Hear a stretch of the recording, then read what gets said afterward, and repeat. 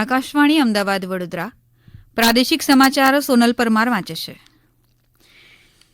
મુખ્યમંત્રી ભૂપેન્દ્ર પટેલ આજે જામનગરમાં જિલ્લા રમત સંકુલ, પોલીસ ક્રિકેટ ગ્રાઉન્ડ તથા જામનગર મહાનગરપાલિકાના વિવિધ વિકાસ પ્રકલ્પોના લોકાર્પણ અને ખાતમુહૂર્ત કરશે. મુખ્યમંત્રી જામનગર મહાનગરપાલિકાના 247 કરોડથી વધુના વિકાસ કાર્યોનું લોકાર્પણ તથા ખાતમુહૂર્ત કરશે, જેમાં water treatment plant, drainage pumping station, railway overbridge, lane overbridge, filter plant સહિતના 22 વિકાસ કામોનો સમાવેશ થાય છે. અમારા જામનગર જિલ્લાના પ્રતિનિધિ જગત રાવલના જણાવ્યા મુજબ આ જિલ્લા રમત સંકુલ બનાવવા માટે સરકાર દ્વારા આશરે 12 એકર જમીન ફાળવવામાં આવી છે. આ સંકુલના નિર્માણથી જામનગર જિલ્લાની યુવા પેઢીને રમતગમત ક્ષેત્રે પોતાની પ્રતિભા વિકસિત કરવાની તકો મળશે. મુખ્યમંત્રી ભૂપેન્દ્ર પટેલે ગઈકાલે અમદાવાદ શહેર પોલીસ સ્પોર્ટ્સ મીટનું ઉદઘાટન કર્યું હતું, જે અંતર્ગત પુરૂષોની વોલીબોલ સ્પર્ધા અને કબડ્ડી સ્પર્ધા યોજાઈ હતી. પુરૂષોની વોલીબોલ સ્પર્ધામાં કુલ 42 ખેલાડીઓ ભાગ લીધો હતો, જ્યારે કબડ્ડીની સ્પર્ધામાં કુલ 58 ખેલાડીઓએ ભાગ લીધો હતો.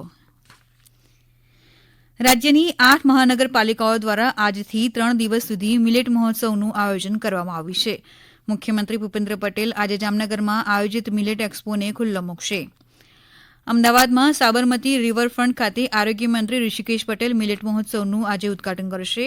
અહીં મિલેટ આધારિત વિવિધ સ્ટોલ ઉપરાંત દરરોજ સાંસ્કૃતિક કાર્યક્રમો પણ યોજાશે. આ ઉજવણીના ભાગરૂપે વડોદરા, રાજકોટ, સુરતના વિવિધ તાલુકાઓમાં આજથી ત્રિદિવસીય મિલેટ એક્સપો પણ યોજાશે.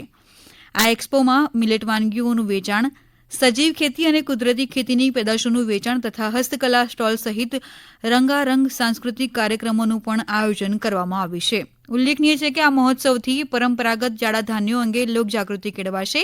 મિલેટ મહોત્સવ નિમિત્તે ખેડૂતોને શ્રી અન્ન પાકોના વાવેતર અને ઉત્પાદન માટે પ્રોત્સાહિત કરવા તાલુકા કક્ષાએ મિલેટ એક્સપોનું આયોજન કરવામાં આવ્યું છે.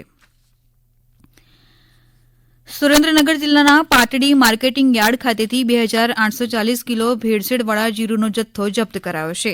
અમારા સુરેન્દ્રનગર જિલ્લાના પ્રતિનિધિ દિનેશ પરમાર જણાવે છે કે પાટડી માર્કેટિંગ યાર્ડમાં આશરે 142 મણ જીરું મોકલવામાં આવ્યું હતું.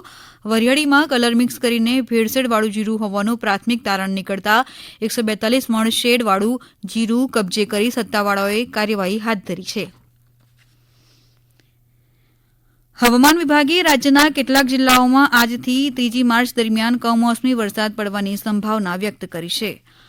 હવામાન વિભાગે આજે બનાસકાંઠા, સાબરકાંઠા, અરવલ્લી, મહીસાગર, છોટાઉદેપુર, દાહોદમાં હળવા વરસાદની સંભાવના દર્શાવી છે. આ સાથે જ દરિયાકાંઠે 45 થી 55 કિલોમીટર પ્રતિ કલાકની ઝડપે પવન ફૂંકાવાની આગાહી કરી છે.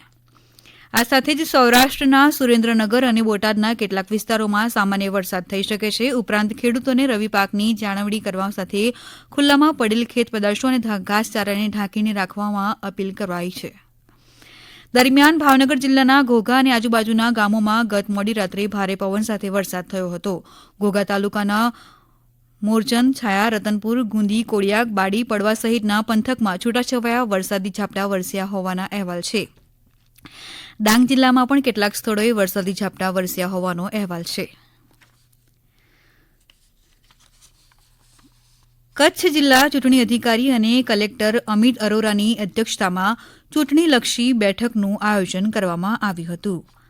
આગામી લોકસભાની સામાન્ય ચૂંટણીના આયોજનના ભાગરૂપે ચૂંટણીલક્ષી કામગીરીઓને પહોંચી વળવા તથા ચૂંટણી પંચની સૂચનાઓનું સમયસર મર્યાદામાં પાલન થઈ શકે તે માટે જિલ્લા કક્ષાએ 20 અલગ અલગ અધિકારીઓની નોડલ અધિકારીઓ તરીકે નિમણૂક કરવામાં આવી છે.